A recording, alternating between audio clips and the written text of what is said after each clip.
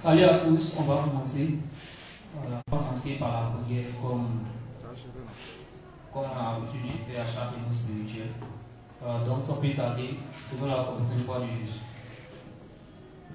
Seigneur, tu m'as dit le péché, pensez, poser, péché dans la peine aujourd'hui.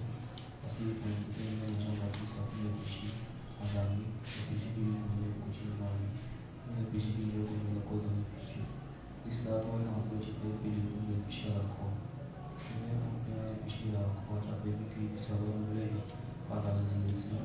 Par la semence, tu as permis pour le Saint-Esprit. Et si tu as permis pour son enfant, nous avons pas pour tout.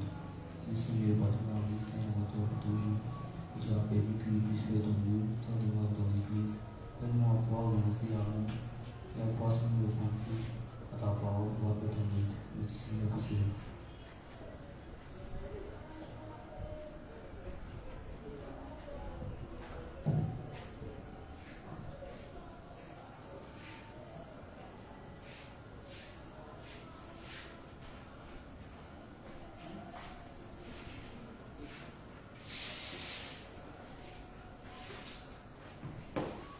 On va remercier le Seigneur ce qui permet que cette information se passe dans de bonnes conditions.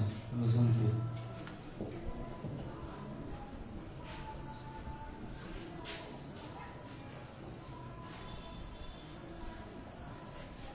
On va aussi remercier le Seigneur ce qui nous dispose à l'écoute de sa parole en ce jour.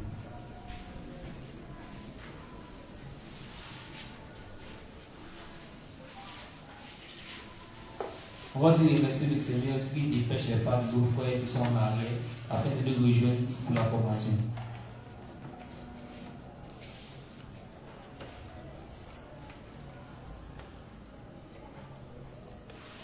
Et enfin, on va remercier le Seigneur pour le prédicateur de ce jour, ce qui permet que le prédicateur peut nous enseigner selon ses volontés.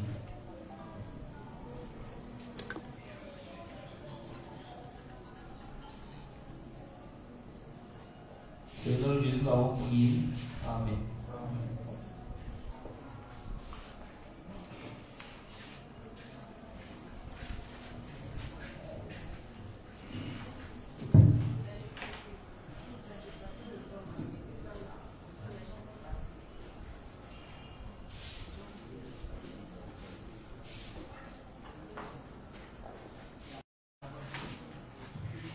Bonsoir à tous. Normalement, on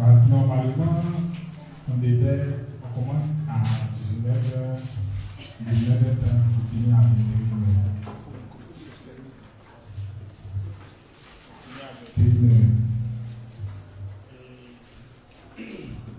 On va commencer un peu plus tôt pour vite finir. Pourquoi?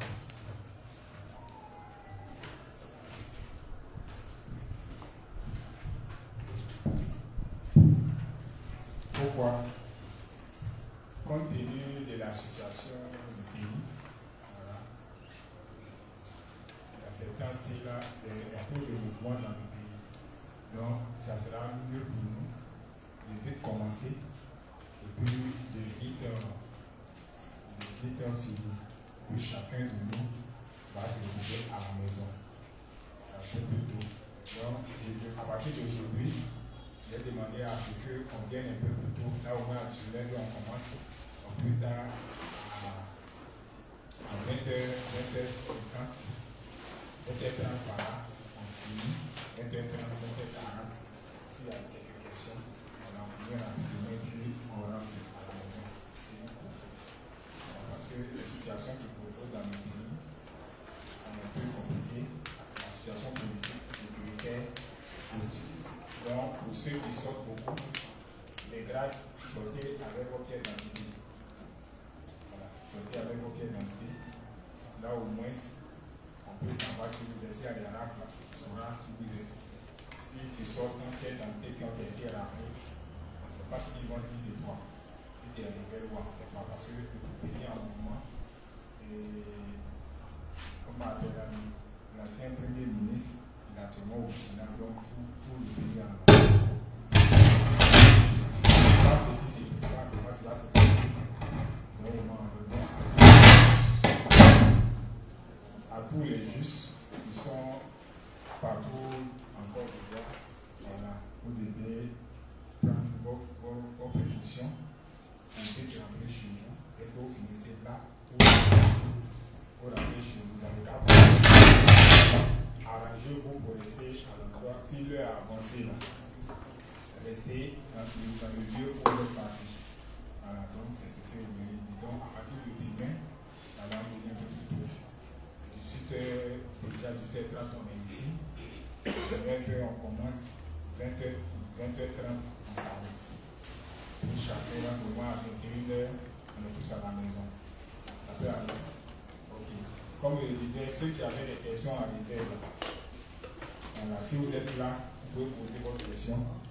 Dès qu'on finit, il n'y a pas de question à poser. Posez votre question, on répond à la question concernant la séance d'hier. En même temps, ça va vous permettre de faire des questions. Oui, ceux qui avaient des questions. Oui, pose la question. Bon, ça, inspecteur. J'espère que tu étais là hier. Bien sûr. Je dis ceux qui étaient là. Ok, pose la question. Moi, ma question est quand le juge là, bon, qu'est-ce que le juge doit faire lorsque la manifestation de ces faiblesses là fait que ces frères justes commencent à s'éloigner de lui? Donc qu'est-ce qu'il doit faire vis-à-vis de lui? Je réponds. C'est ta question. Quand le juge, ses faiblesses se manifestent, et puis à cause de la manifestation de ces faiblesses, ses frères justes commencent à s'éloigner de lui. Qu'est-ce que lui doit faire vis-à-vis de lui? Et qu'est-ce que doit faire le juste lorsque ses frères se joignent de lui, voyant ses faiblesses se manifester? C'est ça? Oui. Ok. Maintenant, la question que tu ramènes d'abord la question. Maintenant, qu'est-ce que toi tu fais et puis ces personnes s'éloignent de toi? C'est parce que là que tu as posé ça, c'est un autre cas. Maintenant, quelle est ton attitude pour que les personnes puissent s'éloigner de toi? Tu as posé une action. Et puis, dès que tu as posé l'action, les ont commencé à s'éloigner de toi. Ou bien, tu as ajouté d'autres choses dessus, les gens s'éloignent de toi. Parce que tu peux poser une action, et puis ne pas reconnaître ces actions vont amener les autres à s'éloigner de toi. Si tu ne reconnais pas l'acte que tu as posé, tu as été méchant avec la personne. La personne te dit, ah, tu as été méchant avec moi. Tu ne reconnais pas et tu te justifies. Après, va s'éloigner de toi. Donc, pour ne pas que c'est juste s'éloigner de toi, tu reconnais tes erreurs. Est-ce que tu as compris?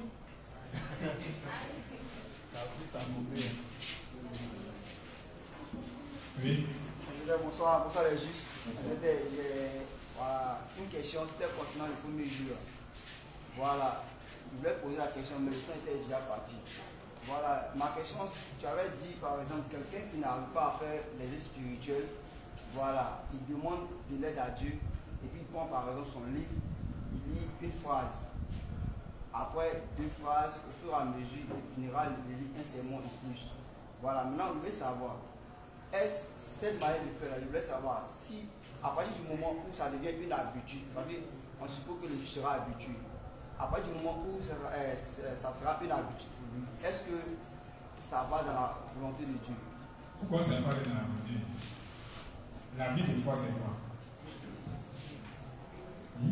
C'est faire le de Dieu. Maintenant, pourquoi le Seigneur nous demande de se laisser éduquer? Pourquoi on parle d'éducation? C'est parce que on a été éduqué dans la tradition de nos parents.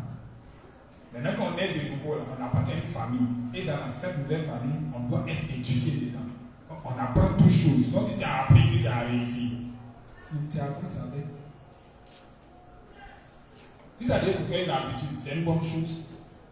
Est-ce que tu as fait les choses de la chair? Tu as fait les choses de l'esprit. Dieu va dire, ah, pourquoi il est habitué? Non, c'est que ce n'est pas normal. Non.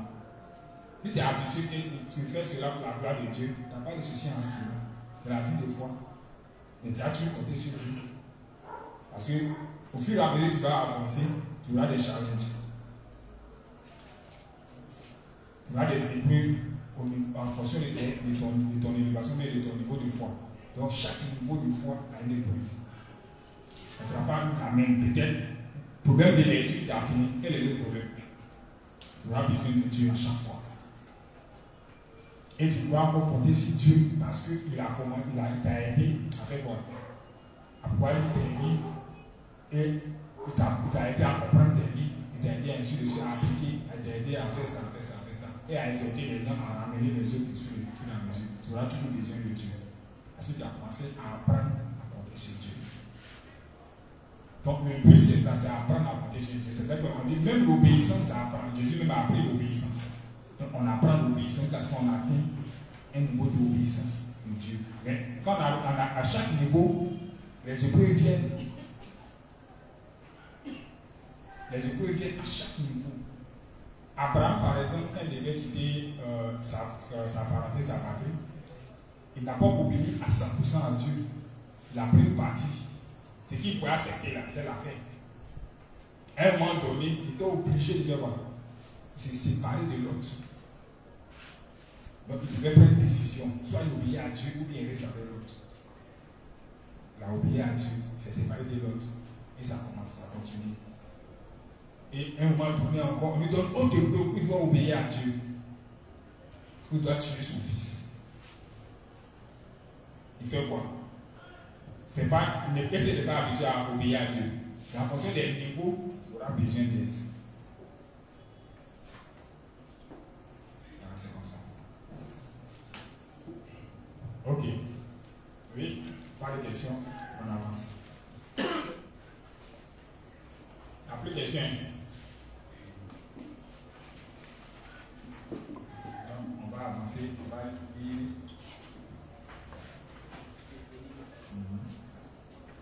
Donc, Élie,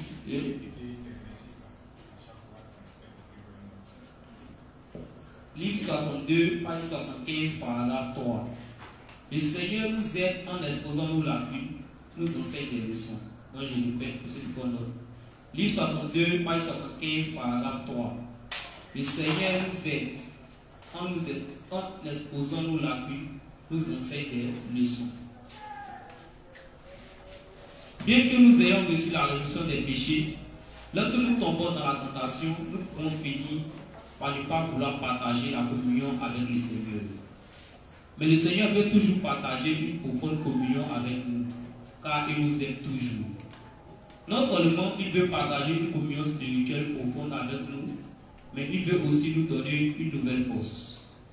En effet, le Seigneur nous aime au-delà des mots et, dans tous nos défauts, il veut nous aider et combler nos besoins.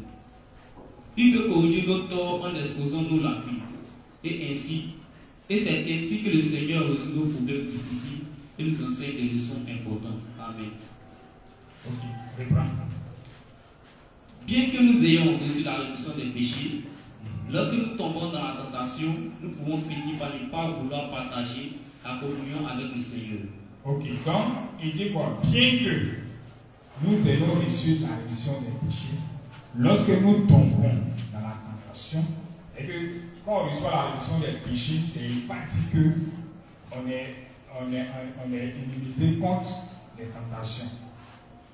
On peut résister à la tentation, on peut aussi tomber dans la tentation. Mais quand on tombe dans la tentation, il peut arriver qu'on se dit, comme on est tombé dans la tentation, on n'arrive plus à communier avec Dieu. Quand on parle de communier, la communication, on est fait un avec Dieu. On n'arrive plus à s'unir à Dieu, aux pensées de Dieu, à la volonté de Dieu. Donc on devient nous-mêmes réticents. Mais on doit comprendre que quoi? Continue les tests, on va aller doucement, doucement. Mais le Seigneur veut toujours partager une communion profonde avec nous. Mais le Seigneur veut toujours. Donc le problème, ce n'est pas le Seigneur. Le problème, ce n'est pas parce qu'on est tombé dans la tentation que le Seigneur dit, bon, comme vous êtes tombé dans la tentation, il est revenu de vous.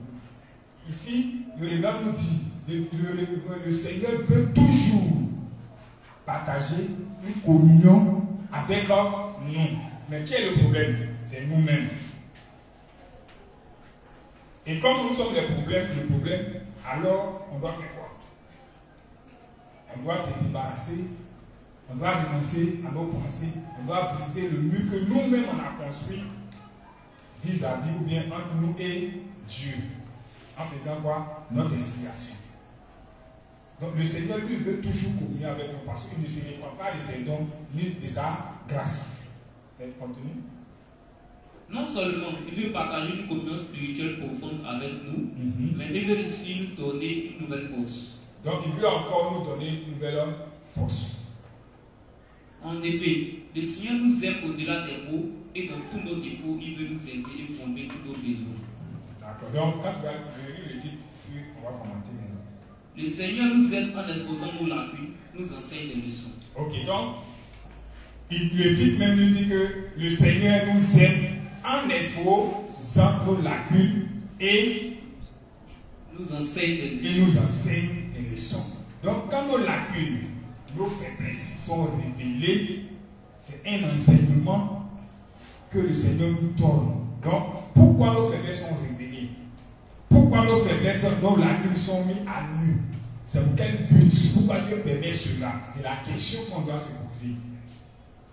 C'est quand on comprend les raisons ou le pourquoi, les causes de ce que nos faiblesses sont révélées, c'est en cela que on doit continuer à communier avec Dieu.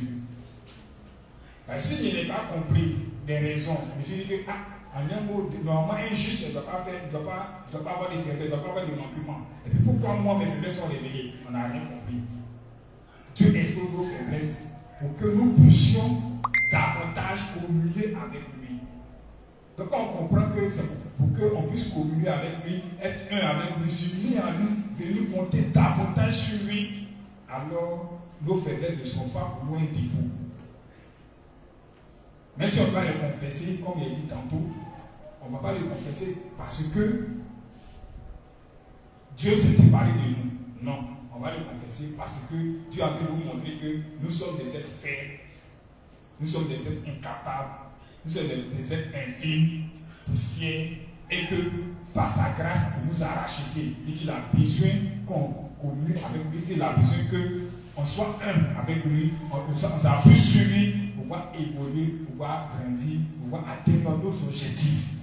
Et non sur nos forces, sur nos pensées, sur nos désirs charnels, sur les désirs de ce monde, ni les biens de ce monde, sur les biens matériels, les biens financiers et émotionnels. Non, même pas sur un homme, mais uniquement qu'on s'appuie sur lui en toutes choses et en tout lieu, dans tous les domaines de notre existence.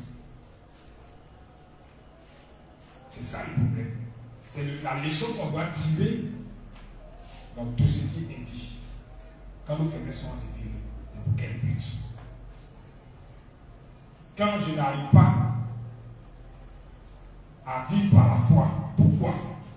Qu'est-ce que c'est ces raisons? Est-ce que réellement j'ai ce désir-là en moi? Pourquoi Dieu permet que ma vie de foi en donne ici? Pourquoi Dieu permet que en face des situations, je tombe, je n'arrive pas à me relever aussi facilement? Pourquoi dans les moindres choses,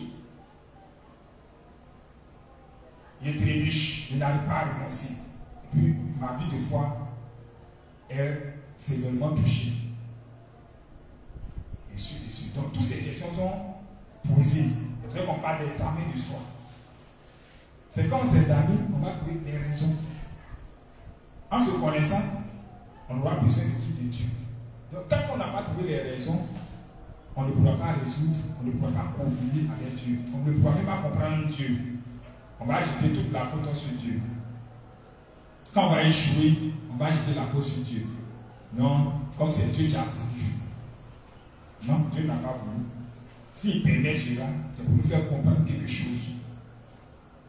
Et on a toujours l'exemple de Simon-Pierre. Simon-Pierre était quelqu'un de très arrogant. Il était prêt à tout. Même quand Jésus lui dit qu'il va le trahir, il va le renier, il n'a pas accepté ça. Il dit non, c'est impossible. En tout cas, si quelqu'un veut te trahir, tout le monde, sauf moi. Mais après que Simon-Pierre trahisse Jésus-Christ, regardez, après la résurrection de Jésus-Christ, la communion que Simon-Pierre a eue avec Dieu. Sa sincérité avec Dieu, son unité avec Dieu, devient encore plus tangible. Il ne peut plus s'appuyer sur ses forces, sur ses efforts. Mais il s'appuie sur quoi? Sur la justice de Dieu. En toute chose dans ses propos. Il s'appuie sur la justice de Dieu. Donc quand nos faiblesses sont révélées, c'est pour qu'on puisse avoir une communion parfaite avec Dieu. Et c'est ce qu'il a dit ici hier. Il a dit que si on n'avait pas de faiblesse, on n'avait pas de manquement, aucun de nous n'allait évoquer Dieu, même en pensée. Parce qu'on a tout. Et quand on doit tout vient, diable, tout vient de Dieu. C'est un pas dire merci à quelqu'un. Parce que tout départ vient aussi facilement.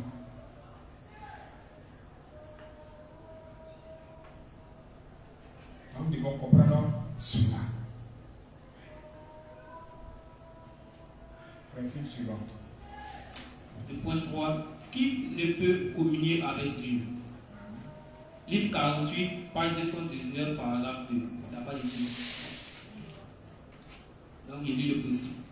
Satan a attaqué sur nos péchés avant que nous ne soyons nés de nouveau. Mais maintenant que nous sommes nés de nouveau et n'avons pas de péché dans nos cœurs, notre propre justice est le point secondaire d'attaque de Satan en nous.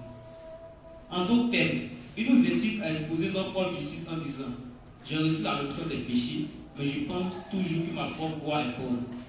De cette façon, le diable nous conduit à afficher notre propre justice. Qu'arrivera-t-il si nous cédons à cette tentation de Satan? Nous finirons par insister sur notre propre justice. Une fois que cela arrivera, nous commencerons à mépriser nos prédécesseurs dans la foi qui ont reçu la rémission des péchés avant nous.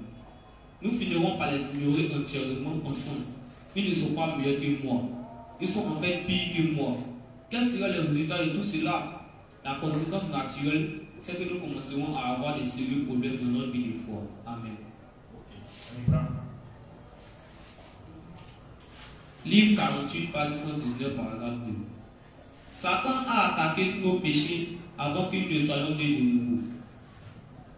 Mais maintenant que nous sommes nés de nouveau et n'avons pas de péché dans nos cœurs, notre propre justice est le point secondaire d'attaque de Satan en nous. Ok, donc Satan a attaqué, nous a attaqué sur nos péchés avant que nous naissions de nouveau. Ça veut dire quoi? Satan, c'est un accusateur.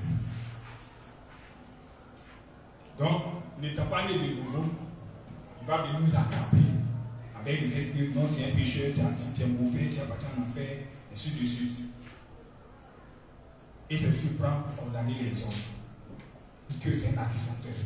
Il nous accuse en s'appuyant sur nos faiblesses. Quand nos péchés sont réveillés, quand on est dans les églises légalistes, une fois qu'on commet peut-être un forfait net, déjà on est troublé. Oh, on s'en a fait. Ça va si je n'ai pas fait ma repentance. C'est pour faire en paix. Fais ta repentance. Et là encore, si c'est aussi grave, ça te conduit à faire au moins jeune. Comme David a fait. David a fait jeune dans le but de préserver son enfant. Et quand l'enfant est mort, il a laissé le jeune. Nous, on a fait le jeune dans le but de être délivré, de soulager nos consciences. Mais tout ça, là, Satan utilise ses faiblesses, ces péchés-là, pour nous accabler. Quand avant de naître de nouveau. Maintenant, quand on est né de nouveau, il nous accuse avec quoi? Ou peut nous attaquer en utilisant notre propre justice. Donc on a toujours de quoi à se justifier. Non, c'est de toute façon, même le défenseur me fait la même chose. Il n'est pas plus mieux que moi. On a tous des faiblesses. Et de reconnaître tes faiblesses et puis confesser cela à Dieu. Non, on se justifie en s'appuyant sur notre propre justice. Non, mais moi qui ai fait là, mais ce n'est pas trop grave. Telle personne me fait plus grave que moi. Donc, tu vas commencer à présenter les défauts des autres au lieu de tes animés. Et ça, c'est le travail de Satan. En le faisant, tu ne peux pas communier avec Dieu. Parce que pour communier avec Dieu, c'est d'abord reconnaître ses faiblesses, les avouer à Dieu et puis confesser sa foi à la pluie. Mais toi, tu ne le reconnais pas. Donc, tu ne peux pas t'approcher de Dieu. Mais tu cherches à te justifier que tu es bon, tu es meilleur. De toutes les façons, ça va te gêner. Et tu as trouvé des boucs et mystères pour te protéger. De telles personnes ne peuvent pas communier avec Dieu.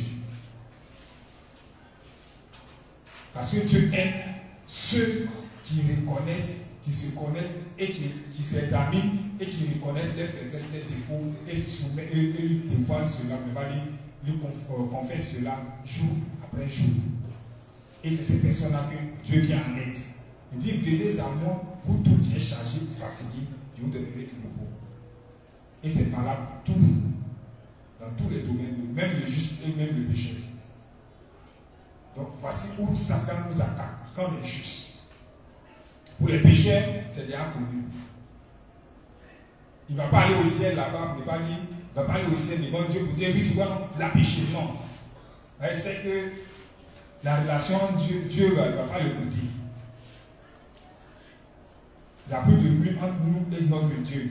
Dieu s'est déjà chargé de nos faiblesses, de nos péchés, les a déjà effacés. On dit, il est tombé du ciel, l'accusateur de nos frères. Va dans Apocalypse chapitre 12. Là.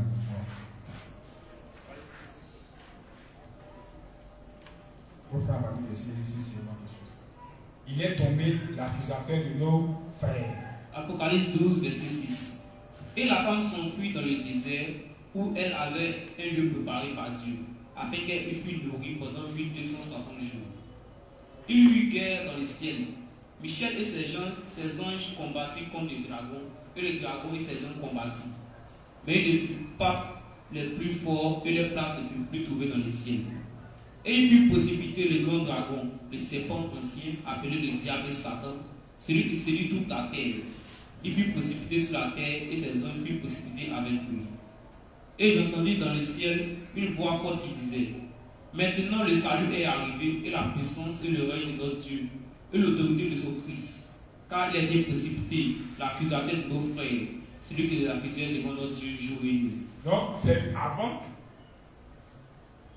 qu'il fût précipité, il n'est pas dit avant que, comment on l'appelle même, il fût précipité ou avant que le salut ne soit parfait, lui, il a eu la possibilité de nous accuser constamment devant Dieu. On a vu le cas de Job, où il s'est retrouvé, et puis tu vois, c'est lui, c'est parce que tu lui as tout donné. Sinon, si tu arraches tout, tu vas te maudire. Et on a vu aussi dans le livre de Juge, non, où c'est Jude. Voilà, Jude, on voit le verset 7 par là, verset 7. Jude, verset 7. Que Sodome et Gomorrhe et les villes voisines qui se livrent comme eux à l'impudicité et à les vices contre nature sont donnés en exemple, subissant la peine d'un feu éternel. Malgré cela, ces hommes aussi, entraînés par leur rêverie, souillent pareillement les chairs, méprisent l'autorité et injurient les gloires. Or, l'archange Michel, lorsqu'il contestait avec le diable et le disputait le corps de Moïse, nous a pas porté contre lui un jugement injurieux, mais il dit que le Seigneur est repris. Eux, au contraire, ils parlent. Donc ici, il y a eu, on dit Satan et puis Moïse, pardon. Satan et puis Michel se discutaient le corps de Moïse. Bon, le verset, il peut expliquer, mais ça n'est pas dans le cadre. Et le verset qu'on voulait donner, c'est dans le livre de Zacharie. Zacharie, combien là? Il faut chercher, il parle de Josué sur un sacrificateur.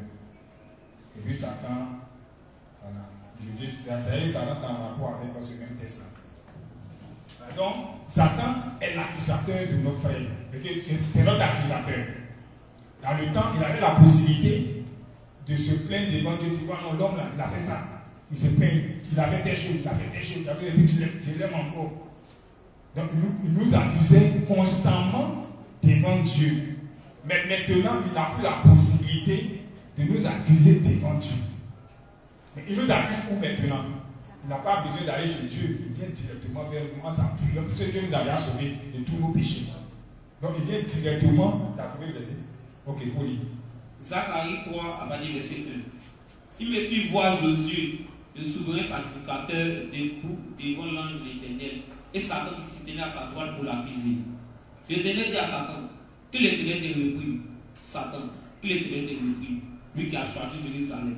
N'est-ce pas là un tison arraché du feu? Or Jésus était couvert de vêtements sales et il se tenait debout devant l'ange. Donc, Jésus était couvert de vêtements sales et puis se tenait debout devant l'ange. Et puis Satan l'accusait devant Dieu. Et Michel, je n'ai pas dit là, il dit qu'il soit méprisé. C'est le même verset là que Jude a repris. Il a dit non, c'était le corps de Moïse. Ce n'est pas dit que quand Moïse était sur la montagne là-bas, et puis le mort, Dieu devait l'enterrer. Satan est venu buter le corps avec l'ange. Vous dites que donne-moi le corps. Bien sûr, non, pas ça. C'est ce verset-là qui explique ça. Vous dites qu'il y a eu, Satan accusait Moïse en tenant compte de la faiblesse de sa chair, de ses faiblesses et de ses manquements devant Dieu. Vous dites que ce dernier-là, il m'appartient. Il a péché, il a fait ça, il a fait ça. Et il a dit que le Seigneur te méprise. Et il va demander à Josué à ce que les vêtements de Josué soient ôtés et qu'on lui revêt de nouveaux vêtements propres. Une fois qu'il est dit propre, qui peut l'accuser encore? Personne. Et comme il n'est plus accusé, alors où il va venir accuser? On devant Dieu, nous sommes blanchis. Nous sommes sans défaut, sans tâche. Maintenant, où il vient nous accuser? Il sait que notre chair est toujours là. Donc il va venir maintenant s'appuyer sur notre propre justice. Comme Dieu ne se répand pas de sa grâce et de son don, c'est nous-mêmes maintenant on décide de dire, ah, moi je ne sais pas de Dieu, je m'en fous de lui, je ne sais pas de lui. Et c'est ce qu'il cherche. Donc en s'appuyant sur notre propre justice, ça nous permet, et ne reconnaissant pas cela, ne voyant pas, nous ne discernons pas la pensée de Satan dans ce qui s'est fait en nous. Donc, lorsque nos frères sont manifestés et qu'on s'appuie sur notre propre justice, automatiquement, ça nous dit, bon, c'est mieux qu'il reste chez moi à la maison.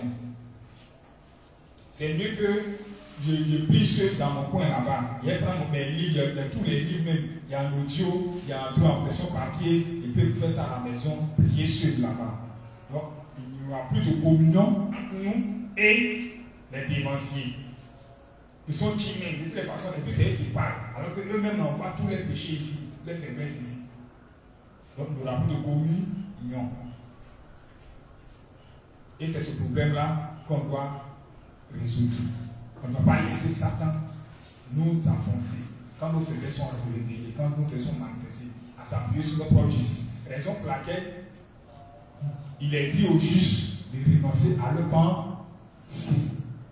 Nos pensées là vont toujours venir à chaque fois, comme les vagues de la mer. Dieu a ordonné à ce que les eaux ne débordent pas pour venir sur la terre ferme. Mais quand on va au bord de la mer, là, on ne voit pas. Dieu l'a menti.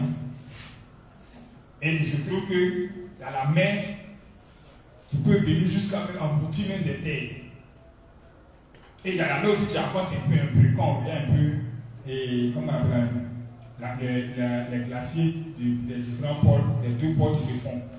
Donc l'océan avance. Ceux qui sont en passant, ils savent ce que ça signifie. L'océan avance. Alors que la Bible dit, Dieu a donné la limite, il a ordonné à la mer de ne pas envahir les terres. Mais il y a des terres qui sont englouties. Et quand on lit cela, ça veut dire quoi? Ça veut dire que si le juste ne contrôle pas ses pensées, ne fait pas violence sur lui qui ne renonce pas à ses pensées, il finira par être englouti par ses pensées. Et ces pensées-là, qui va provoquer soit les tsunamis? C'est Satan qui va provoquer les tsunamis en t'enfonçant dans tes pensées. Et tu finiras par quitter l'église de Dieu. Est-ce que c'est Dieu qui t'a chassé de son église? Non. C'est toi-même qui as quitté son église en écoutant Satan. Donc voilà comment Satan nous attaque. Et quand c'est comme cela, il n'y a pas de communion. Même si on veut prier, on peut dire ce qu'on veut. Mais ce n'est pas une communion avec Dieu. Ce n'est pas une communion avec Dieu. Donc, pour ceux qui sont dans ces cas de figure, qu'est-ce qu'ils doivent faire? Ils doivent faire une expiation parce qu'ils ne sont même pas en communion avec Dieu.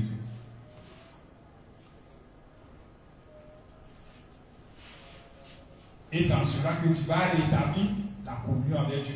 Être en communion avec Dieu, c'est être en communion avec ses serviteurs. Les gens pensent que quand on dit on est en communion avec Dieu, c'est à chaque jour, matin, midi, soir, sans s'asseoir pour prier. Seigneur, quand j'ai fait ça, on dit, comme si tous les jours on est en communion avec Dieu. Non. Être en communion avec Dieu, c'est être en communion avec les serviteurs de Dieu.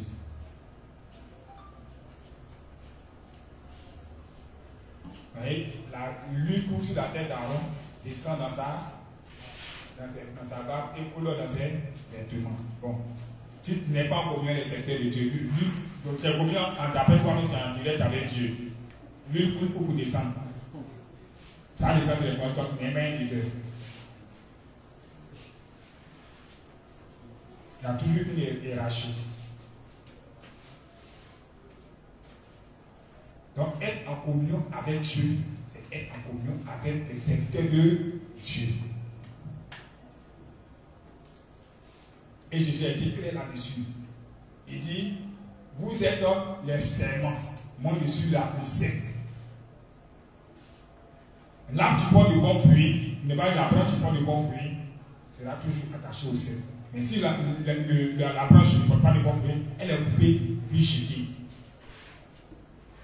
Et Israël ne portait pas de fruits.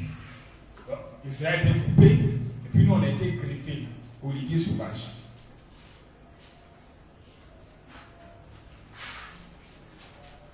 Donc on va porter des fruits. Quand on sera unis à Dieu, on pourra faire quoi? On va être en communion avec Dieu. Quand on sera unis au dévancier, au serviteur de Dieu, on pourra être unis à Dieu. Parce que c'est d'eux que viennent les enseignements. Ils reçoivent les enseignements, ils ont les discernements, et à chaque période, ils donnent les enseignements qu'il faut pour que notre vie de foi soit bien coordonnée, bien située, pour que nous puissions marcher sur la voie du Seigneur. Mais si on se laisse envahir par nos propres pensées, on ne pourra jamais, dans aucun cas, jamais réussir notre vie de foi.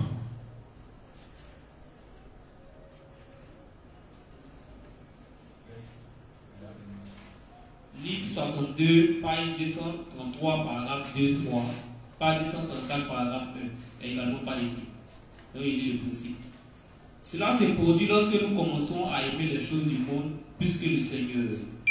Même si le Seigneur nous a aimés avec sa justice, il y a des moments où nous ne répondons pas à son amour. C'est parce que nous conservons encore notre chair et que nous sommes enclins à la suivre. Pourquoi suivons-nous alors notre chair alors qu'il est clair pour nous que le Seigneur est notre Dieu indispensable? Pourquoi notre cœur manque-t-il de loyauté alors que le Seigneur nous a sauvés de tous nos péchés du monde et a fait de nous ses propres enfants? Pourquoi nos cœurs ne brûlent-ils pas pour l'amour de notre Seigneur? Ou pire encore, pourquoi sont-ils froids comme des cendres brûlées? C'est parce qu'il y a trop de choses du monde qui remplissent votre cœur et votre pensée. Si nous ne sommes pas passionnés par le Seigneur, c'est parce que dans notre cœur, nous aimons autre chose que la justice du Seigneur. Cela peut arriver même si, en réalité, il n'y a rien d'autre qui soit digne de nous, de notre amour, que la justice du Seigneur. Pourtant, sans même que nous en rendions compte, beaucoup de choses du monde peuvent se faufiler dans nos cœurs et se planter fermement. Le désir de gloire mondaine peut se loger dans nos cœurs très facilement, car les personnes de ce monde peuvent également se faufiler. Cependant, la seule chose qui peut captiver notre cœur jusqu'à la fin est l'évangile de l'eau et de l'esprit. Ainsi, lorsque les choses du monde entrent dans nos cœurs et que nous ne parvenons pas à vivre pour la justice du Seigneur, alors la justice de Dieu nous dira que peu de temps. Amen. Donc, ce texte, on a déjà traité ça hier. Alors, on a déjà traité, mais je vais passer aussi dessus pour expliquer un peu. Alors, c'est important. Si c'est revenu, normalement, on doit regrouper tous ces textes ensemble, puis travailler là-dessus. Bon, comme c'est revenu, on va continuer là-dessus. Voilà. Donc, hier ici, j'avais parlé de la vanité de la vie. Étant donné de nouveau, on a notre chair. Et ce qui pollue davantage notre esprit, notre âme, notre vie de foi, c'est tout ce qui nous environne. Nos touchés, la vue, l'ouïe, et puis l'odorat. Donc l'orgueil de la vie, l'orgueil de la vie, l'orgueil de la vanité, pardon, la convoitise des yeux, la convoitise de la chair et l'orgueil de la vie. C'est les trois éléments-là.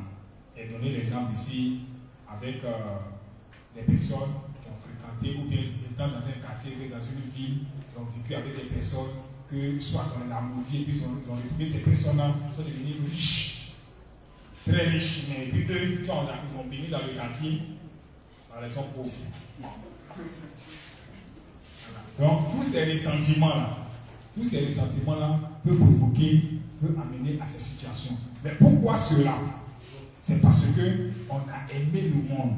Pourquoi on n'arrive pas à suivre le Seigneur étant né de nouveau? Pourquoi on n'arrive pas à aimer l'évangile étant né de nouveau? Ou on prétend aimer l'évangile alors que sincèrement on n'aime pas l'évangile. Pourquoi? Parce qu'on a établi dans nos cœurs des idoles. Et ces idoles-là, c'est pas dit que, comme on appelle, mais chacun a fait, chacun a fait des fétiches chez lui à la maison, non. Mais ces idoles-là sont établies en nous. Donc il y a des choses qu'on aime plus que l'évangile. Et c'est ce qui nous fatigue, c'est ce qui nous conduit, c'est ce qui nous oriente, c'est ce qui guide nos pas. Et c'est pour cela que l'apôtre Paul dit quoi? Montre-moi ta foi par les œuvres, pardon. Ta foi sans les œuvres, moi je vais montrer ma foi par les œuvres. Donc ce qui t'envahit, c'est ce qui déterminera tes pas. Ce qui a rempli tes pensées, c'est ce qui va déterminer tes pas. Ce qui va déterminer ta vie, ce qui va déterminer tout ce que tu es, ton existence. Donc pour connaître une personne, observe-le et tu sauras réellement ce qui entre la personne ou bien ce que la personne aime. Tu pourras savoir s'il vit par la foi ou pas. S'il vit pour l'amour de Dieu ou il vit même pour ses propres intérêts, tu sauras. Donc plus on aimera le monde, plus l'amour de Dieu va tirer dans nos cœurs. Et on ne pourra pas vivre, on ne pourra pas suivre le Seigneur, on ne pourra pas communier avec Dieu. Donc une personne qui est remplie de l'amour de Dieu, pardon, de l'amour du monde, ne peut pas suivre le Seigneur. Une personne qui est remplie de ses propres pensées ne pourra pas suivre le Seigneur. Tu as deux dieux, maman et puis le Seigneur. Tu vas haïr un, tu vas aimer l'autre. Mais on sait qui tu vas haïr. Tu vas aimer mon maman, là c'est sûr, c'est l'argent. Il n'y a pas de Dieu. Soit tu aimes l'Éternel, tu haïs Satan, soit tu aimes Satan, tu haïs Dieu. Ni chaud ni froid, tu es fou. Donc chacun doit fouiller dans son fond intérieur pour trouver l'idole qu'il a établi dans son cœur. Le fétiche qui a découvert dans ton cœur, ton idole, tu trouves ça et puis tu enlèves. Tu brûles ton idole. Sinon, tu ne pourras pas rentrer à Canaan. 1 Corinthiens chapitre 10, à partir du verset 4. 1 Corinthiens 10, à partir du verset 4. Et qu'ils ont tous bu le même breuvage spirituel, car ils buvaient à un rocher spirituel qui les suivait, et ce rocher était Christ. Mais la plupart d'entre eux ne furent point agréables à Dieu, puisqu'ils périrent dans le désert. Or, ces choses sont arrivées pour nous servir des hommes, afin que nous n'ayons pas de mauvais désirs comme ils en ont eu. Ne devenez point idolâtres, comme quelques-uns d'eux, selon qu'il est écrit. Le peuple s'assit pour manger et pour boire, puis se lever pour se divertir. Donc, on voit que à la sortie de l'Égypte, les gens étaient sauvés de l'esclavage de l'Égypte. Mais Ils sont devenus idolâtres. Mais n'ont pas dit, c'est pas parce qu'ils ont fait le problème des vaudeurs a été résolu. Quand Moïse est descendu là, ça a été géré ça. Mais ils sont devenus idolâtres. On dit que le peuple s'est assis, mangea, buva et s'y regarde, c'est honnête. Donc, ils s'aimaient les choses plus que les volontés de Dieu. Donc, ils vivaient leur vie sans tenir compte de Dieu. Ils ont devenu idolâtres. Et la Bible dit quoi? Il ne fut point agréable à Dieu. Mais ces choses ont été écrites pour nous servir d'exemple. Il dit quoi? Il ne devenait point idolâtre. Donc, il y a souligné les différents points d'idolâtrie. Qu'est-ce que tu aimes plus que Dieu?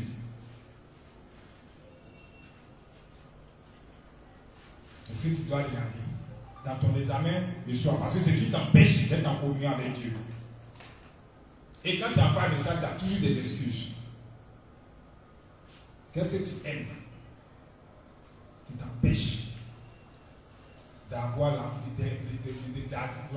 d'apprécier l'amour de Dieu? Qu'est-ce que tu aimes? C'est ce que tu dois trouver. Et c'est ce qui t'empêche d'être en communion avec Dieu. Donc, le grand titre était quoi? Ceux qui ne peuvent pas être en communion avec Dieu. Dans le premier qu'on a lu, on a dit quoi? Qui ne peut communier avec Dieu. Dans le premier texte, on a lu quoi? Livre 48, page 119, paragraphe 2, il n'y a pas de titre. Non, il n'y a pas de titre là. C'est qu'on a dit dedans. Parce que Satan a attaqué sur nos péchés avant que nous soyons ici, on a parlé de quoi? De nos propres justices. Donc, étant rempli de nos propres justices, on ne peut pas être en communion avec Dieu. Deuxième point, quand on est attaché au monde, au plaisir de ce monde, au désir de ce monde, à la richesse, à la gloire, au bonheur de ce monde, à la convoitise de la chair, convoitise des yeux, on ne peut pas être en communion avec Dieu. Donc, pour être en communion avec Dieu, il faut avoir d'abord être débarrassé de quoi? De nos propres justices. Secondo, de nos différentes idoles qu'on a dans nos cœurs, qu'on appelle par exemple l'orgueil de la vie, la convoitise des yeux, la convoitise de la chair. On ne doit point aimer le monde, ni les choses qui sont dans le monde. Parce que celui qui aime le monde est carrément ennemi de Dieu. Donc, si tu es ennemi de Dieu, comment tu peux communier avec Dieu? Tu ne pourras pas communier avec Dieu.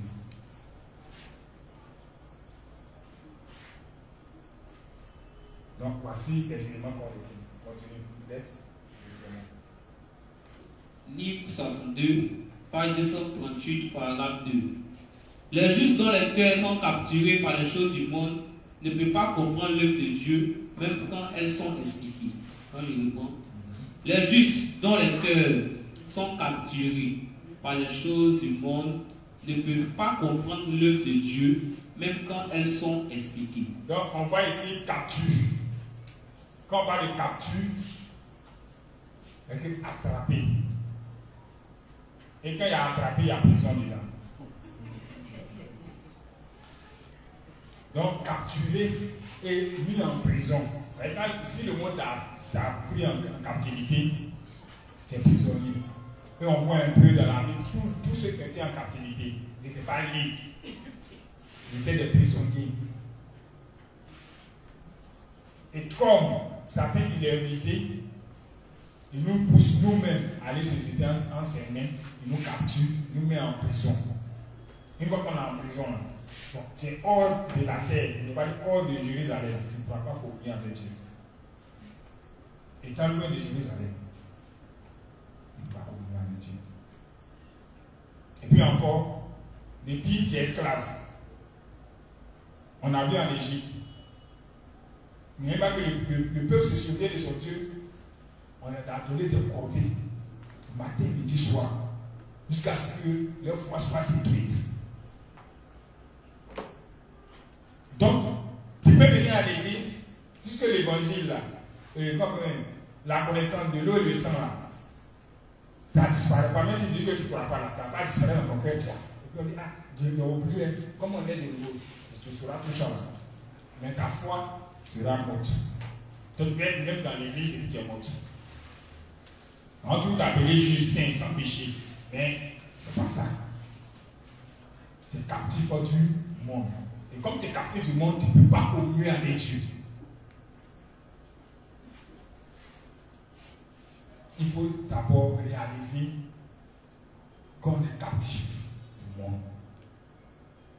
Et puis maintenant, briser les prisons pour demander de l'aide à Dieu, pour sortir de la prison.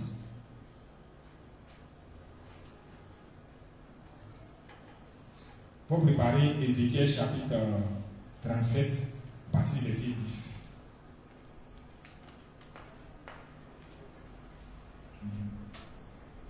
Bon, pour laisser le 10, bon, il va pas le verset 10. Pourquoi vous faites ça là? Tu continues, il faut finir le texte. Les justes dont le cœur est captivé par les choses du monde ne peuvent pas comprendre. C'est captivé, il est capturé.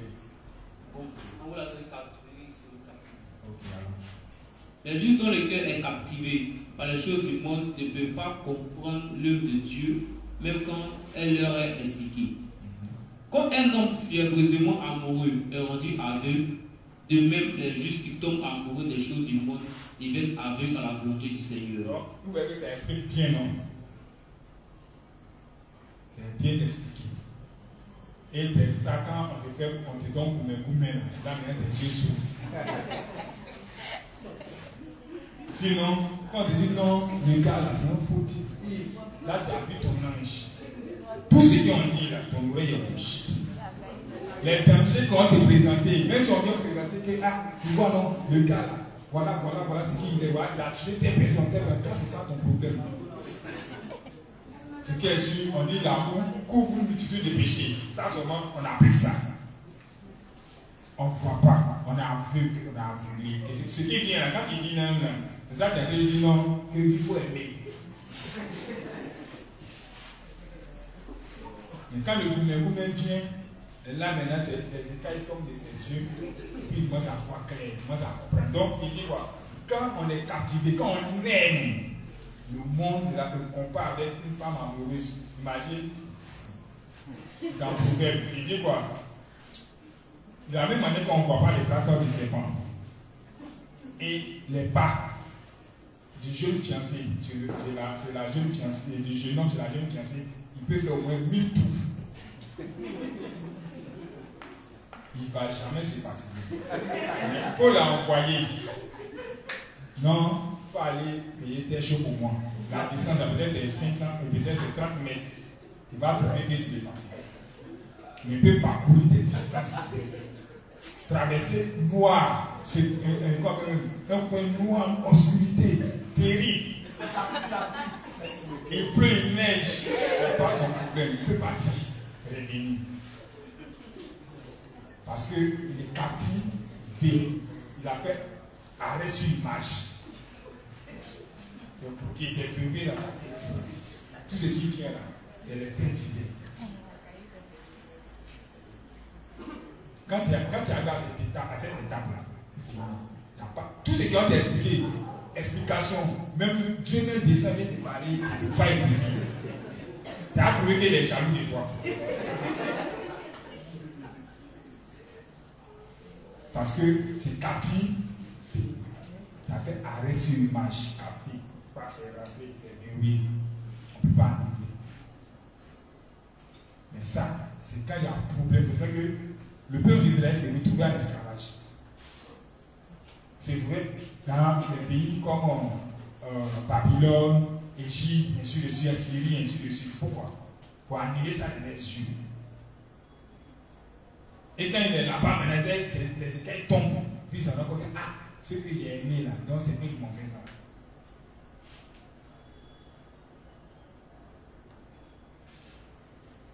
Est-ce que tu comprends? Oui, on se comprend. Parce qu'ils sont encore humains, ils peuvent finir par vivre une vie qui n'a rien à voir avec la réussite du Seigneur. Ok, donc Dieu lui comprend toujours. Il dit parce que nous sommes encore humains, donc on peut continuer à vivre une vie qui n'a rien à voir avec la justice du Seigneur. Ces personnes ne peuvent pas entendre l'appel de la justice du Seigneur. L'argent est quelque chose dont tout le monde a besoin. Cependant, le Seigneur a dit, l'homme ne vivra pas de pain seulement, mais de toute parole qui sortira de la bouche de Dieu. Matthieu 4, 4. Personne ne peut trouver satisfaction dans les choses du monde. Au contraire, une vie vraiment complète ne peut être menée que lorsque l'homme a la foi en la parole qui procède de la bouche de Dieu et de la justice du Seigneur. Donc, on ne peut pas trouver satisfaction dans les choses du monde. Ça, mettez ça dans votre tête. Tu auras tout l'or du monde. Tu auras toutes les belles femmes si tu veux. Mais tu vas toujours chercher. Demandez à Salomon. Il a pris toutes les femmes, toutes ce qui était belle. Un moment donné, il a commencé à draguer encore ces mêmes femmes. Imagine, tu as 1000 femmes, toi seul. Tu peux taper combien d'années? 1000. Il y a combien de jours dans l'année? 1000 la 1000. Donc 3 ans pour passer chez lui.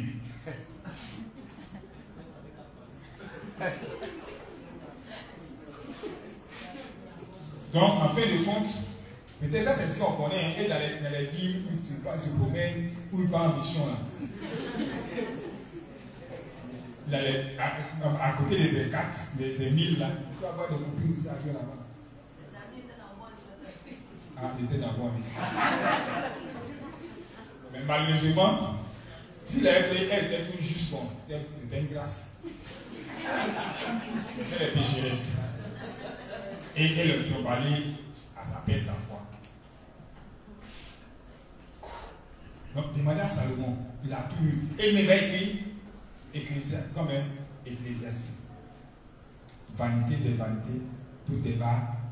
C'est lui qui va lui expliquer ça. Mais malheureusement,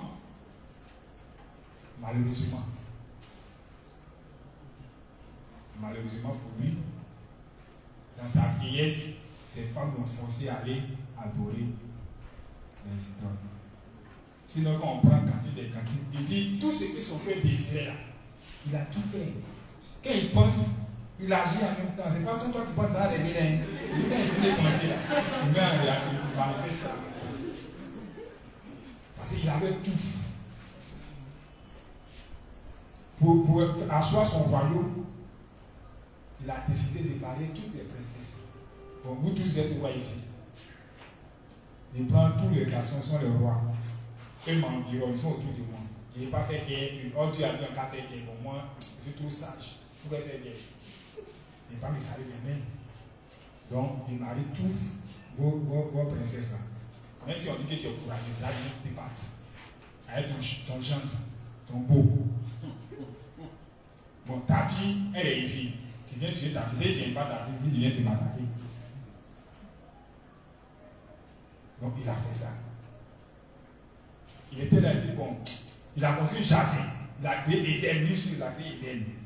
Jardin d'Éden, il a créé pour lui. Il y a l'eau dedans, tout. Il était à l'aise. Mais malgré ça, il va écrire vanité des vanités, toutes des vanités. Il avait une chose, il y a quelque chose qu'il cherchait. Et il tire une conclusion dans tout ce qu'il a dit, disant que la joie que Dieu a donnée à l'homme sous le soleil, dans sa vie de vanité, c'est quoi? Manger, boire et jouir du fruit de son travail. Donc tout ce que tu cherches, c'est pour quelqu'un d'autre. Et puis ce qu'il faisait mal, il n'est pas éternel. Donc il s'est tué, il a eu de l'or, des bateaux, des royaumes, des sujets, tout ce qu'il pouvait imaginer. Et puis ça rend compte qu'un jour, il va mourir. Et quand il va mourir là, il y a quelqu'un, lui, n'a rien fait. Il était couché là-bas, il va venir s'asseoir. On lui demande, qu'est-ce qu'il faut que c'est intelligent? Au moins, s'il est intelligent, il va gérer ses biens avec sagesse. Mais quand il va dire, ah, le vieux fou, là, il a pris son temps pour travailler. Donc, lui, il va faire sa vie, il va dilapider ses biens. Peut-être s'il voit, il ne pourra pas venir parler, parce qu'il n'a pas la possibilité. Donc, tout ça nous faisait mal. Raison pour laquelle il a écrit l'Ecclésiaste. Et il va dire, en tout cas, la meilleure des choses, jeune homme, il fait quoi? Bannir de ton cœur le chagrin. Ne pas laisser le chagrin prendre le dessus sur toi. C'est à partir du chagrin, c'est la racine de tout ce qu'on vit, de la convoitise. De quoi? De l'orgueil de la vie. Et de la convoitise des yeux, convoitise de la chair, de l'orgueil de la vie. Tout ça, c'est le chagrin. Quand on est chagriné là, on veut rattraper.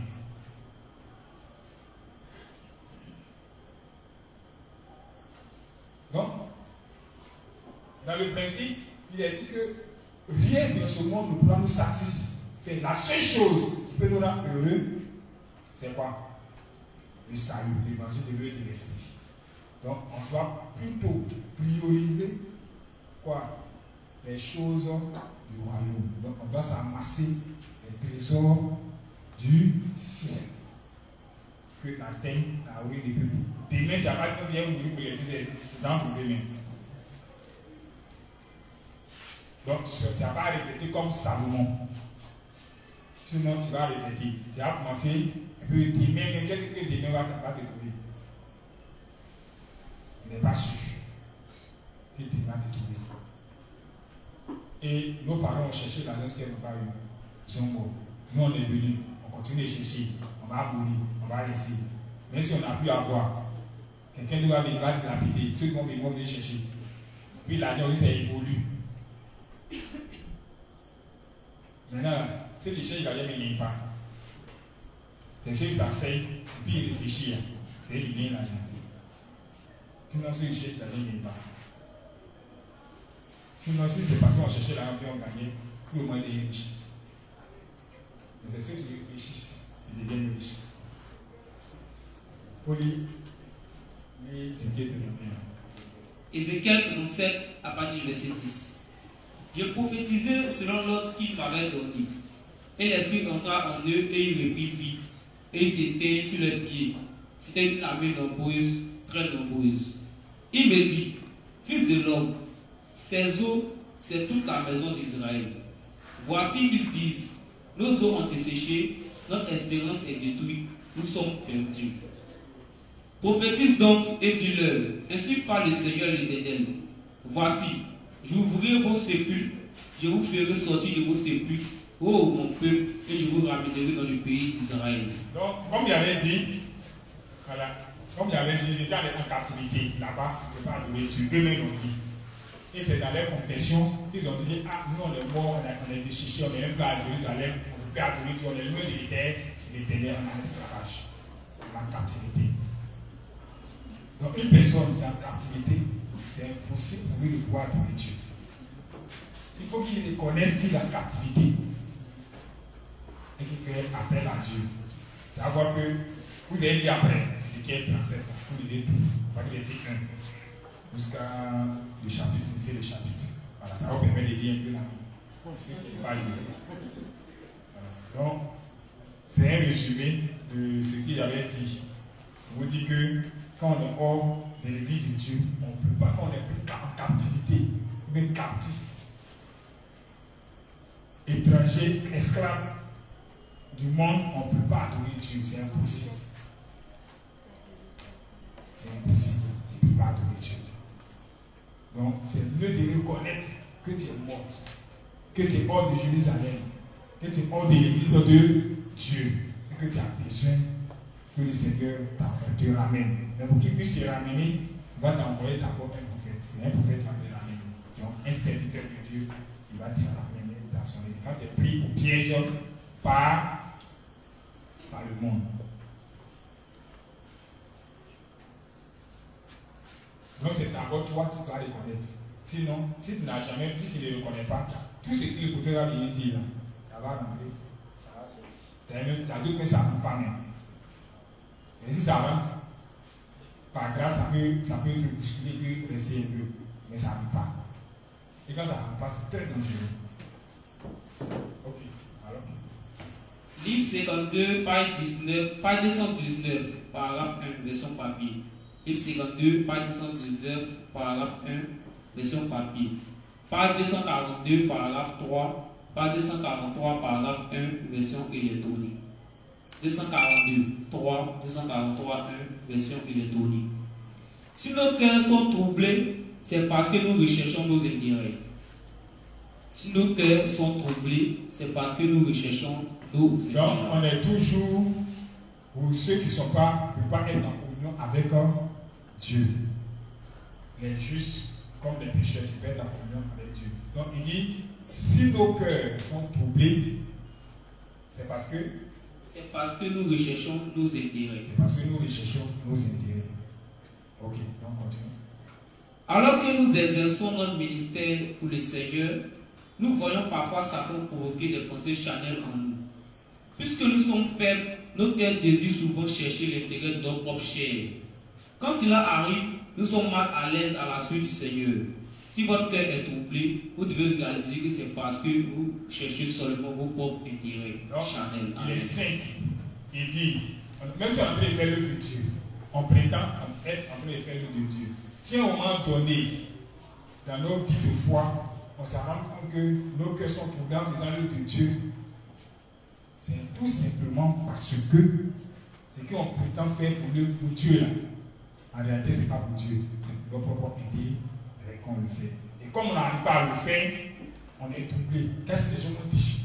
Qu'est-ce que les gens m'ont dit là? C'est ce qu'ils nous trouvent. Qu'est-ce que les gens pensent de nous? Ou de la performance? Pourquoi c'est devenu comme cela? Ainsi de suite. C'est ce qu'ils nous trouvent. Sinon, si on a pris faire l'œuvre de Dieu, puisqu'on dit c'est œuvre de Dieu. Donc quand je suis bloqué, alors dans le premier partie qu'on a lu, on dit quoi?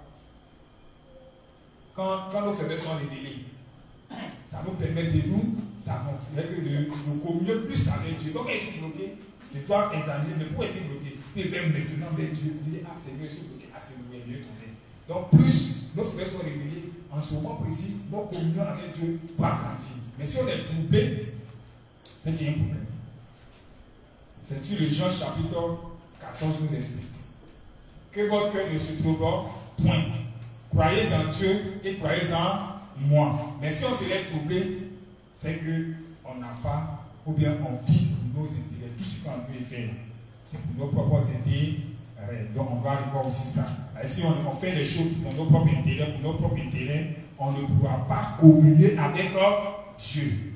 Donc on a cité tout ce qui nous empêche d'être en communion avec Dieu. Donc quand on regroupe tous ces éléments qui nous empêchent d'être en communion avec Dieu, on pourra prier en fonction, formuler des sujets de prière bien précis, et puis prier en fonction et demander de l'aide à Dieu.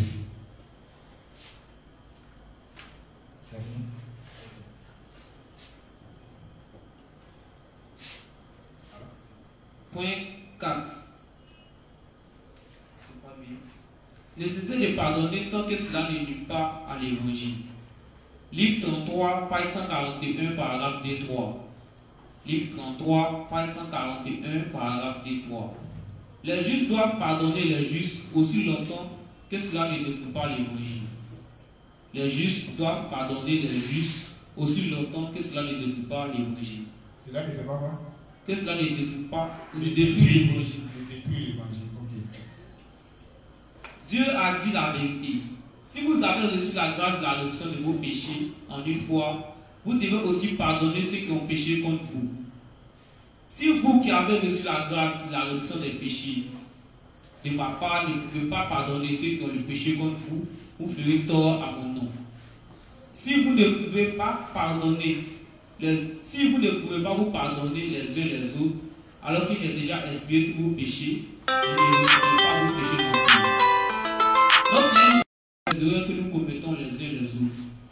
Cette parole est donnée aux saints et de nouveaux qui croient en l'évangile de l'eau et de l'esprit pour qu'ils l'appliquent dans leur vie éthique. C'est-à-dire que c'était une leçon pour que nous pardonnions les autres. Bien que nous ne puissions pas pardonner ceux qui interfèrent et corrompent l'évangile de l'eau et de l'esprit, nous devons pardonner nos fautes mutuellement dans nos vies éthiques en tant que saints. Amen. Okay. C'est clair.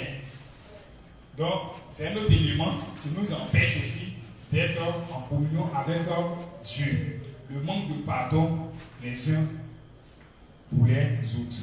et que mon frère m'a fait du tort, et puis je n'arrive pas à lui pardonner. Je n'accepte pas. Le tort qu'il a fait là, ça, c'est peut-être, c'est entre nous deux. Ça n'a rien à voir avec l'évangile. C'est pas passion contre l'évangile. C'est pas quelqu'un qui dénigre l'évangile. À couche et à toi. Donc c'est quelqu'un qui dénigre l'évangile. Quand il va continuer à dénigrer l'évangile, il sera notre ennemi. Il sera toujours notre ennemi. On n'a pas besoin de causer avec lui-même. Là, dans le cas de ceci, il ne veut pas venir, c'est son problème. Mais du moment où il ne dénigre pas l'évangile et que c'est un tort entre lui et moi, je ne dois pas garder rancune contre lui. Et puis ne même plus parler avec lui.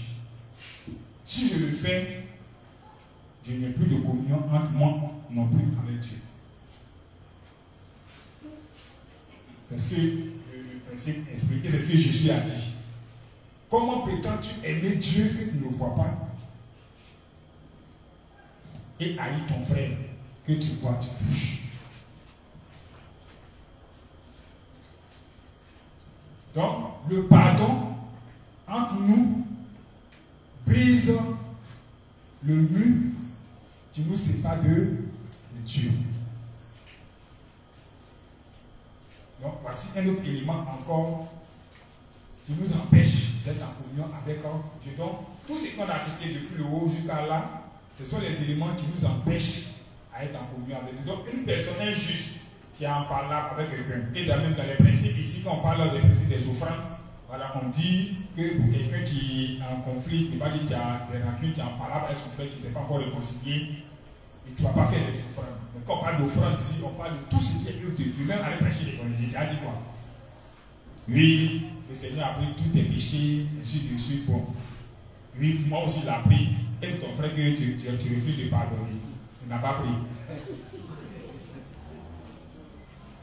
Donc s'il a pris pour ton frère, tu pardonnes. C'est la question que Pierre avait posée à Jésus-Christ, demandant combien de fois dois-je pardonner à mon frère dans la même journée s'il a fait la même faute 7 fois. Jésus lui a dit quoi? 7 fois 70. 70 fois. Et que dans la même journée, donc calculer rapidement, ça fait combien de fois? Le gars, il marche comme pied. Puis, tu es blessé. Pas parce que tu n'es pas blessé. Tu as eu autocou. Et puis, ça fait les pourris. Ça te fait pas. Quand ça a coupé son 3e jour.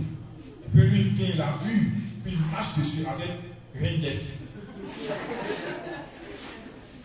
Quand le congé là, tu ne sais pas comment tu vas crier. Ça rentre dans ton corps. Vous voyez un peu, non? Ça, peut-être la première fois, pour toi, tu as dit qu'il n'a pas fait exprès. Donc, rapidement, ça te fait mal. Tu veux le lui rendre. Mais bon, tu te retiens. Et puis, les minutes qui suivent, la douleur passe. Vous savez respirer, il marche encore dessus. Il continue 7 fois. La nuit dit, pardonnez. Donc, autant de fois qu'il va faire, autant de fois il faut lui pardonner. Pourquoi? Parce que le Seigneur lui a déjà pardonné.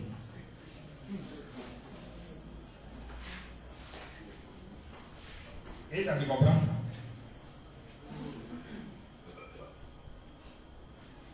Donc, on dit tout simplement qu'on doit pardonner à nos frères pour garder nos communions avec Dieu. Parce que si on n'a pas cela, on ne pourra pas. Bon, quand tu as venu vers un dévancier pour expliquer ton problème, il va dire non, va te réconcilier à ton frère. Quand tu vas prier et que ce problème est dans ton cœur là, toi-même, tu sais que tu as un problème avec ton frère. Tu ne pourras pas continuer même à prier. Même si tu as pu prier, toi-même tu sais que c'est de façon hypocrite que tu le fais. Donc tu dois pardonner autant de fois que cela est possible. Si et seulement si la personne ne blasphème pas contre l'évangile. Quelqu'un qui blasphème contre l'évangile, lui c'est un autre cas. Bon. La même manière que Dieu même n'a pas pardonné à Satan. Parce qu'il nous dit de pardonner à Satan. Donc lui on dit amen. Toi aussi il faut pardonner à Satan. Voilà. Si tu pardonnes à Satan, il n'y a pas de souci. Or, lui aussi garde rancune. Et lui il appelle ça sainte colère. Nous aussi on ne peut pas avoir une sainte colère. Donc, si on est en colère contre les ennemis de l'évangile, ça, ce n'est pas une mauvaise chose. Mais si on est en colère contre un frère injuste, lui il fait l'œuvre de Dieu, tu es en colère contre lui. Quand il fait l'œuvre de Dieu, ça te fait mal. Toi, tu veux qu'il échoue. Parce que tu n'aimes pas. Ça, bon, c'est pas comment t'appeler. Satan. Bon, donnez-moi un nom là-bas. Satino.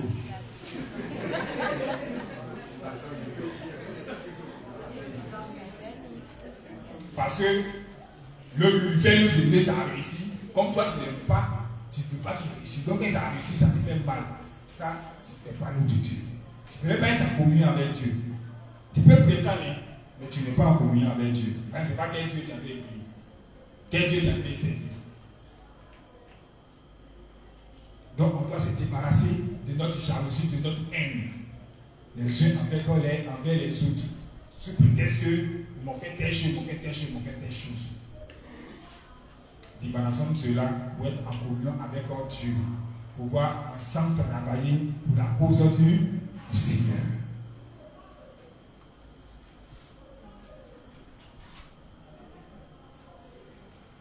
Donc, on va s'arrêter là. On va reprendre. Pour ceux qui ont écrit, vous allez répéter tout ce qui nous empêche d'être en communion avec Dieu.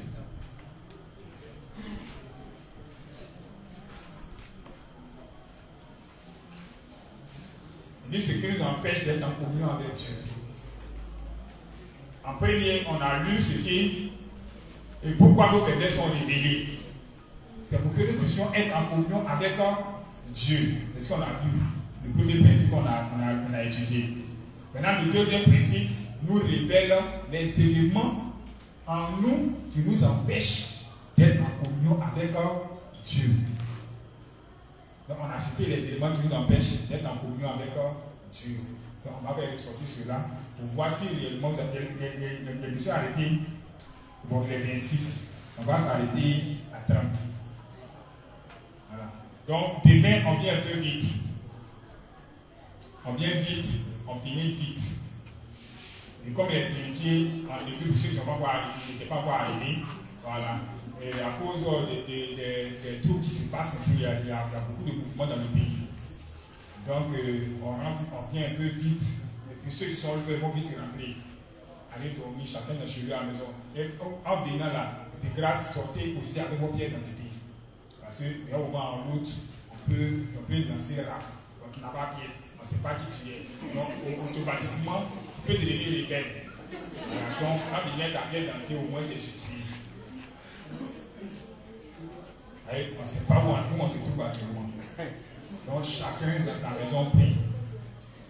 Notre cousin a dit, il a la porte ici.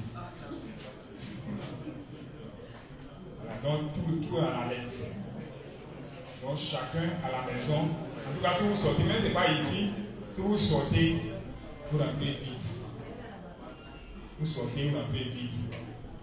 Dans ce temps-ci, on ne tue pas trop dire. Il y a beaucoup d'arrestations. On ne sait pas qui est qui dans le pays. Vous sortez aussi, vous sortez au pied d'un pays. Ce n'est pas dire que comme je suis femme, il y a les sénateurs dans la maison, ils vont comprendre. C'est la femme de l'Éden. Donc, vous sortez vos pieds.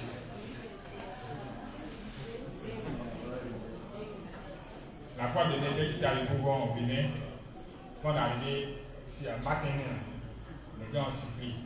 Ils ont vu que les femmes n'aiment pas se promener. Bon, quand ils ont arrêté le juge sur la bouchie, il a garé. Le gars voulait dire qu'il faut partir. Et puis il regarde derrière, il voit une juge là-bas. Ah! Madame, monsieur, votre pièce. Donc il y a même ma pièce qui monte. Le chauffeur, il donne sa pièce. On demande à la jeune fille, elle fait sortir une pièce, mais il n'y a rien dessus. C'est la carte chaude là, tout est facile. Donc le gars, il a dit non, il faut monter dans le cabot. Parce que moi, j'ai entendu, ces femmes en avant. Elles sont revenues dans le cabot, parce qu'elles ne sont pas ici. Maintenant, on se met de côté, on négocie. Bon, vous savez ce qui s'est passé. On nous a libérés. Elle est partie. Vous comprenez un peu? On a tout des vies et c'est du sérieux. Donc, demain, venez vite. À 19h, on commence. 20h30. 21h, tout le monde à la maison. Ceux qui aiment se promener, quand on finit, puis c'est là maintenant, ils vont aller chez les petits gars. Vous prenez la route, vous partez à la maison. Si vous n'arrivez pas à la maison avec les autres et qu'on vous cherche, demain, là, ne trouvez pas ici. On ne trouvez pas à demain, vous dites non, puis on est parti à l'enseignement. Puis toi, tu as fini à 3h. L'enseignement, ça a fini à 19h, à 20h, 20h30. Si toi, tu es à la maison à 23h, c'est pas moi. Ça va? Ok. Donc, rapidement, rappel. Les éléments qu'on a cités, il y a combien d'éléments qui sont cités qui nous empêchent d'être en communion avec Dieu? Donne le micro. Une seule personne suffit. Tu as écrit, non? Mais tu n'as pas écrit. Donne la lettre que tu as écrit. Il n'y a pas que tu titules ici. Ok, inspecteur, on a relevé 3 éléments. Quoi? Oui. 3 éléments. Il t'a dit si tu es à tout, tu veux le dire. Bon, vous c'était tes 3 qui t'arrivent. Ok, le premier élément c'était notre orgueil. Voilà.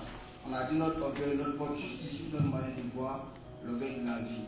Voilà, on a dit si on se fie à notre orgueil, notre manière de voir, c'est clair qu'on ne pourra pas communier avec le Seigneur. Voilà, c'est le premier point. Ok, il faut donner la vérité. Je m'en parle, c'est bien. Ok, bon, inspecteur, on arrive aussi à parler de façon globale, le résumé que j'ai eu à faire ici. On a parlé du monde, voilà, on a parlé du fait aussi que lorsque on ne se pardonne pas les uns les autres, ça peut aussi détruire notre communion avec Dieu. On a aussi parlé du fait que si... Tu as compris? Non, pas réfléchir. Quelqu'un t'a bien dit, non, c'est pour les c'est bien écrit. Donc, tu as écrit. D'accord. On a parlé de la tentation, c'est-à-dire sur quoi le diable nous attaque, c'est-à-dire nos égos, nos propres justices, lorsque nous naissons de nouveau. Donc, nos propres justices. Donc, ça, c'est 1. 2. Bon, le deuxième point que j'ai eu à énumérer ici, quand Dieu expose nos lacunes, nos défauts, c'est dans le but de nous amener à s'appuyer sur lui. Là, c'est déjà tout. Il dit ce qui nous empêche d'être en communion avec lui. Ça nous amène à être en communion. Quand on comprend comment les buts, les raisons pour lesquelles nos faiblesses sont révélées, sont manifestées, voilà, ça nous a, quand on comprend ça, on s'appuie, on va davantage s'appuyer, compter sur Dieu. Donc si on arrive à réaliser que c'est parce que nos faiblesses sont révélées, Dieu permet que nos faiblesses sont révélées pour qu'on puisse davantage compter sur lui, s'appuyer sur communion avec lui, alors ça ne peut pas nous empêcher de s'éloigner de lui. Maintenant, ce qui nous empêche d'être en communion avec Dieu, c'est ce qui est ça qu'il faut. Ok, aussi, plus nous aimons aussi le monde. Donc, l'amour du monde nous empêche d'être en communion avec Dieu. Bon, quelqu'un d'autre? La propre justice. Donc, notre propre justice nous empêche d'être en communion avec Dieu. Donc, les idoles, donc on parle de l'amour du monde. Oui. Lorsqu'on recherche nos intérêts. Donc, lorsqu'on recherche notre intérêt, oui. Le manque de pardon pour les justes. Le manque de pardon pour les justes. Il y a quoi encore? Quoi? Quand nos cœurs sont troublés. Voilà. Donc, voici ces éléments-là. Donc, c'est tous ces éléments-là qui nous empêchent d'être en communion avec Dieu. Donc, ce qu'on a vu aujourd'hui, c'est les éléments qui nous empêchent d'être en communion avec Dieu. Donc, dans notre examen de soi, on va examiner, on va s'examiner pour voir qu'est-ce qui moi m'empêche personnellement d'être en communion avec Dieu. Soit ma propre justice. Donc quand il regarde c'est ma propre justice, alors je prie en fonction. Si c'est l'amour du monde, l'orgueil de la vie, la convoitise des yeux, la convoitise de la chair, j'ai tout. Ou bien j'ai fait arrêt sur image concernant quelque chose, si c'est un gars, ainsi de suite, tout ça les doit aussi voir. Tout ce qui j'aime dans le monde qui m'empêche d'être en communion avec Dieu. Je vois qu'il fait des examens, mon examen, puis maintenant je renonce à ça. Je fais mon expiation d'abord, et puis je prie maintenant pour que le Seigneur me donne la force à pouvoir renoncer à cela. Vous comprenez déjà, on va expliquer en lieu et en large l'expiation.